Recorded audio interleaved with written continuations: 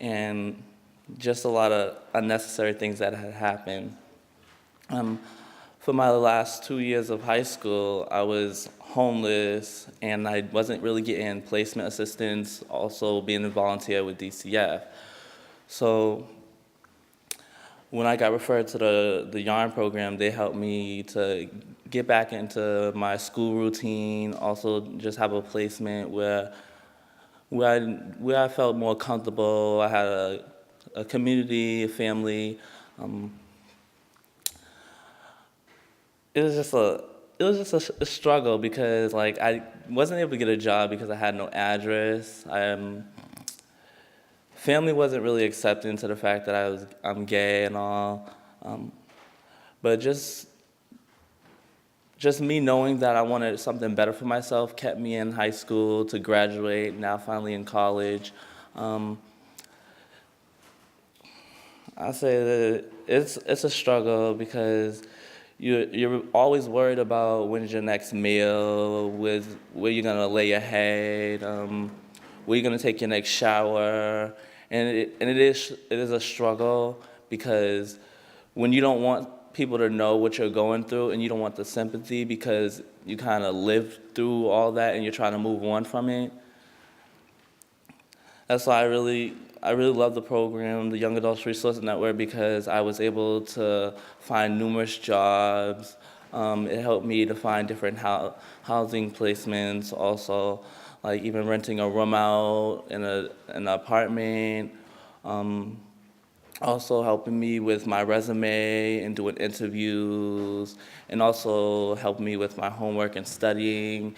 They offer a lot of different opportunities to do a mentoring for those for other youth that are in the system and they need somebody that they can connect to instead of feeling like they're alone, because I've always felt like I was alone because I never really had much family or friends because I never wanted anybody to know what I went through.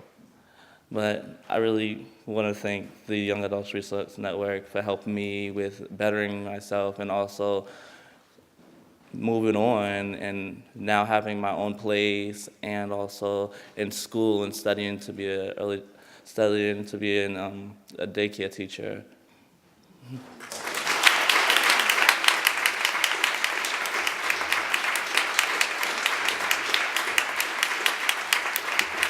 Thank you so much, Jeremy, for sharing your story. And just to point out that YARN is one of the few programs existing around the state right now that serves youth experiencing homelessness. And what the goal of the coalition and our partners is to make sure that we have a statewide network so that if you're a youth experiencing homelessness in Concord or Acton, that there's a place for you to go. If you're in Cambridge, if you're in Worcester, if you're in Springfield, that there's a place for you to go. If you're in the Berkshires.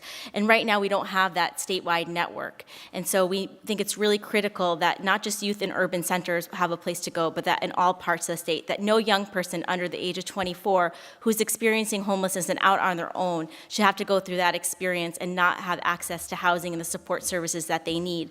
So there's information on the table downstairs about House Bill 135, as well as information about the coalition's priorities for the year ahead, and that also includes information about a budget campaign that we're working on. I mentioned that there's a statewide commission on unaccompanied youth.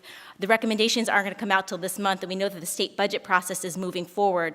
So working closely with our bill lead sponsors, Representative O'Day and Senator Kathleen Clark, we're working on a budget campaign to get a small amount of money, $500,000, to be able to do a statewide count, to get a sense across the state how many youth are experiencing homelessness out on their own. How can we start to pilot some interventions? We know that Massachusetts has many innovative programs we mentioned on the family homelessness side. How can we support the few programs that do exist that are funded from federal funds on youth homelessness? How can we expand them? How can we have some more innovation? And how can we continue to support youth engagement to make sure that youth voices are at the table when we're making decisions about how to end youth homelessness, so that people like Jeremy can be there talking to legislators, talking to administrators, to share their experiences so that they can factor in that they can be the lead, the guide. Because most of us in the room aren't youth anymore, and so we don't, and maybe we haven't experienced homelessness. So having the experiences of people who've been through that are really critical. And so that's some of the work that we're doing at the commission level, but we want to be able to continue that work. So thank you for your support, and thank you, Jeremy, again, for being willing to come and share your story.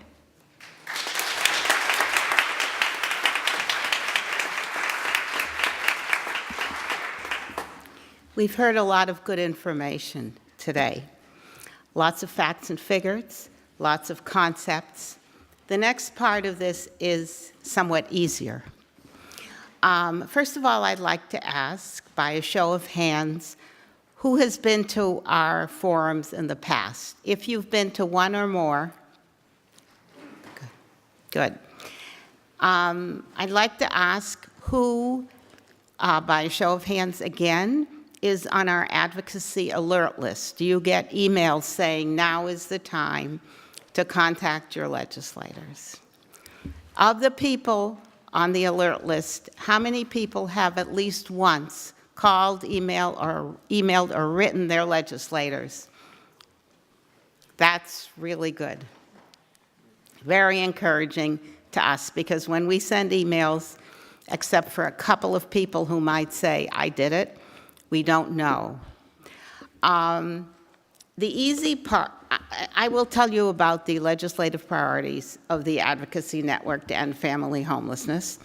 But first, I will tell you about the easy part, and that is in just a few minutes, every month or two in the spring, you can call, write, or email your legislator, and you have the information in your packet. Will make an enormous difference, right, legislators? Our legislators here are shaking their heads. Pardon me? Nodding, sorry. English wasn't my first language, so now I have a little problem. Nodding, right, up and down, shaking it up and down. Legislators have told us in the past at this forum and at other forums that one or two contacts draws their attention to an issue. Is that correct? They are nodding their heads this time. And even though you've received a lot of information today, and you have a lot in your packet, and you'll probably get quite a bit in the emails if you sign up for our alert list or are already on it, the important thing is to tell your legislator what you think and what you feel. So you don't need to be a policy expert. You don't have to give facts and figures. The important thing is to say, I would like you, for example, to put more money into state housing vouchers. You probably don't even have to say RAFT. If you happen to know that, that's fine. So I will tell you about the legislative priorities of the Advocacy Network to End Family Homelessness. You have them in your packet. I forget what color the list is. Again, you don't have to memorize all of this. The important part is the concept. And you've heard about a lot of these issues today. I'll start with the second one down, home base. That was adequately explained, that gives families up to $4,000 for 2 years for housing assistance. The next one down is Mass Rental Voucher Program, also known by the acronym MRVP, that is a state housing subsidy. The next one down is adult basic education. We've linked that with homeless prevention, because indeed, if you have job skills or your literacy is good or you speak English well, you're in a better position to get a better paying job. That's pretty obvious. What most people don't know is that there's about a 20,000 person waiting list for the adult basic education programs. We've talked about RAFT, also a housing prevention program, the Housing Preservation Stabilization Trust Fund, that's a mouthful, which would shift funds into housing that was adequately discussed. I would like to especially comment on the first one, Mass Emergency Assistance Reform Funding for Regional Network Programs, the shelter eligibility item. As was discussed, the eligibility for shelter has been changed in order to shift money to housing programs. We feel it's very, very important that people who are in imminent risk of homelessness be allowed to enter shelter if they're eligible by other means. Right now, because of some changes, people have to be without shelter. They have to live in their car, in their bus station. Places are called unfit for human habitation. And you can read more about this, but we think it's really important to change the eligibility standards so that people who need shelter and are income eligible would be able to go into shelter. That is our list. We are now going to move into small discussion groups. I'll tell you where they are. It'll be about 20 minutes for the discussion groups. After that, we'll reconvene and end. The summary of the discussion groups will be on our website as soon as we get it up there. And I will again encourage you, as you're in the discussion groups, to think about what you can do to support our legislators in advocating for, as Corey Atkins said, humane policies in relation to these items and other things you care about. Let me tell you where the groups are. Home base will be on my right over here. Elizabeth Heyer will be the resource person for that. And we'll have signs that people will be holding in case you can't remember all of this. Homelessness and children, the resource person is Christina Murphy, who will be right here in the front. Unaccompanied homeless youth will be on the left, and the resource person is Kelly Turley. In the back is improving state finances, and Senator Mike Barrett will be the resource person there. And low-income housing will be on the right in the back, and Representative Tom Stanley will be the resource person there. So if you would please go to the area that you're most interested in.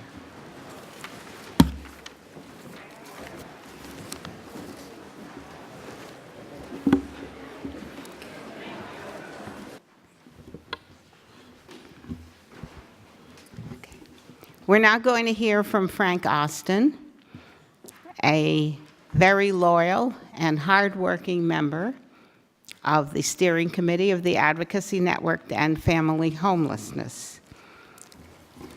Frank? Oh, here you are. Thank you.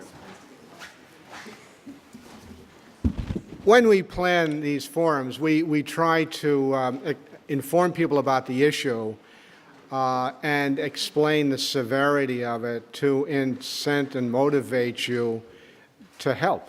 And I think we've certainly heard today about, and I hope you're impressed by the difficulty, complexity, and the tragedy of having children and families in homeless shelters and in homeless situations.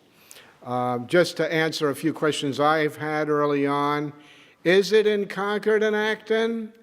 Yes, it is. And I'd be happy to talk with you further, but I would recommend you to your imam or your rabbi or your minister and ask them who they talk to during the week, or your community development person, social worker in your local town. These folks are invisible, but they're our brothers and sisters, and they're all around us, really. And with the recession, it's been even worse. So when we're feeling cozy in a snowstorm and we're home, comfy, and secure, just remember that there's a quiet mass of people out there who are not quite as comfortable. And the other part of the thing that we try to bring out is that you can help. I mean, this is not a Christian thing. It's not a religious thing. It's not a thing of faith. It's for people of compassion, no matter where you're coming from, and knowing that we all have the privilege to speak up to our government. And to some extent, I think we've all forgotten that because we don't think it works. Well, it really does. So We're here to say to you, we're a network of advocates. We're absolutely cost-free to you. Leave your email address and phone number. Get as involved as you want to be. Very simply, we have an email network of over 360 people now throughout the area and expanding. We've had these forums in Waltham, Wellesley. We're going to have one in a few weeks in Swampscott to reach out into other legislative areas so we can make a wide voice known to our legislators on these issues. So, what I'm going to ask you to do, if you haven't already, put your name and email down on our list. We'll be downstairs with all of the other good organizations and exhibitors. Please sign up. We need your voice to join ours. So, and on behalf of my colleague Carl, who is unfortunately home ill, I want to just run through a few other things here. At our conclusion today, we have a convention-type setup. We have tables for a variety of organizations. In your pamphlet that was given to you at the door, you will see not only our advocacy network issues that Miriam was speaking about, you'll also see information about each of the major programs, and two, a flyer for those folks who would like to get training in advocacy, how to approach your legislator, what to say, what the key times of year are, things like that that will help you to feel a little more confident in doing that. And what we suggest there is that you leave your name with us, or you get online to our website.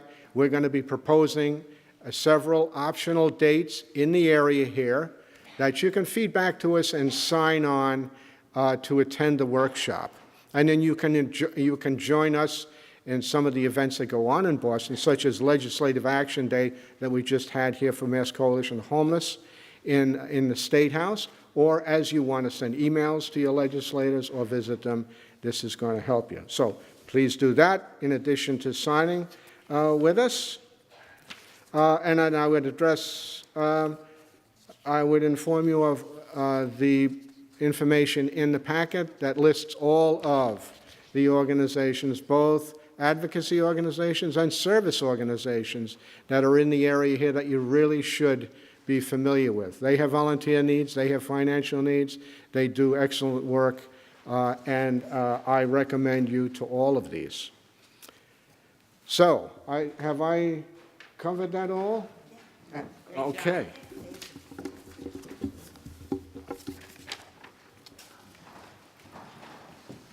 I know your eyes are glazing over, so I will be quick.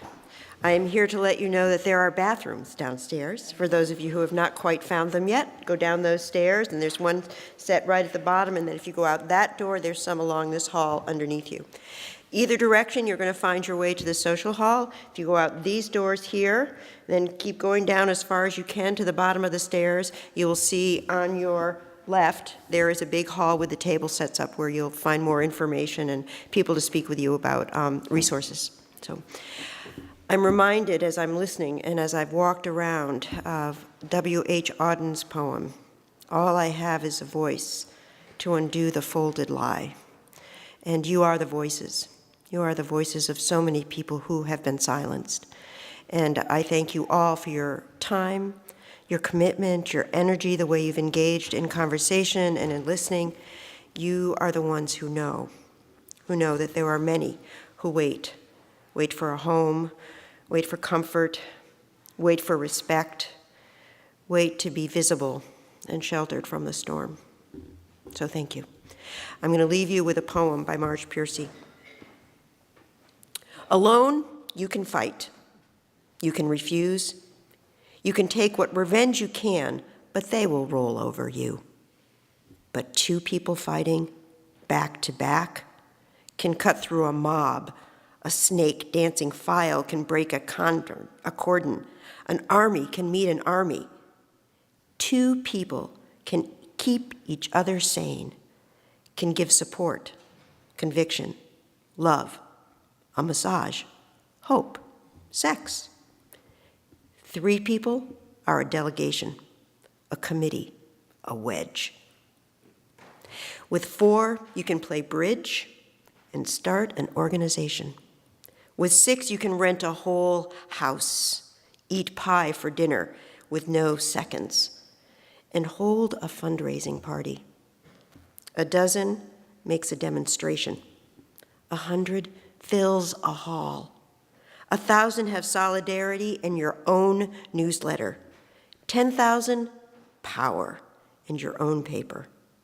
100,000, you own the media. 10 million, your own country. It goes on, one at a time. It starts when you care, when you act. It starts when you do it again after they tell you no. It starts when you say we and know who you mean. And each day you mean one more. Thank you. You are not alone.